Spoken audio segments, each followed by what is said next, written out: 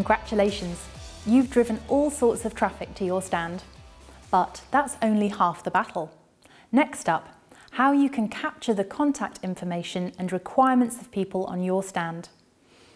Oftentimes, the task of collecting prospect names is left to a sales representative. This often results in disorganisation.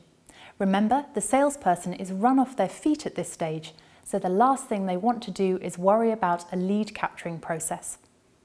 The key is to make things as easy as possible, but also as useful as possible for follow-up after the event doors have closed. The first thing to consider is how your prospects like being communicated to, and how comfortable they will be to give you their contact information.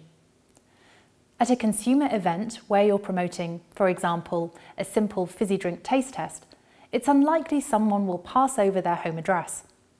But at a senior level business event, you can likely ask for more than just a name and email. There is a trade-off between better data and more data. If you ask for more information, fewer people will give it to you, but those who do will be better qualified. The opposite applies as well.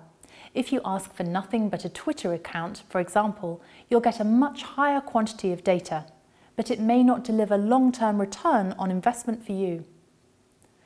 Another thing to consider is not just how much data you need, but exactly what data.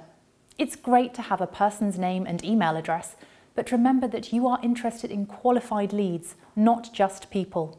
What requirements do you have to qualify someone as a true prospect? For example, if you're selling window frames, it's likely useful to know how many houses a visitor developer plans to build in the next year. Consider what questions you need the answers to. The last step is the method of collection. Most exhibitions will offer badge scanners, and they are extremely useful and time-saving, but alone all they'll give you is a person's contact details. It's vitally important that you have a way to match up a scanned badge with further information. You'll usually be given a lead sheet from the organisers that you scan simultaneously with their badge, and there's a small notes area. If you use this, then define exactly what notes are useful. But you'll probably be better off by making your own form with the pertinent questions to ask. Collecting business cards is a fantastic method of data collection as well. But how many times have you returned from a show with a pocket full of cards and struggled to remember what you spoke to them about? One innovative way around this is to have an iPad on your stand with a business card scanner. After receiving a card, scan in and then fill in your meeting notes directly in the app. That way you don't need to worry about returning back to the office and remembering who said what. It's all in the iPad. Like they say, there's an app for that.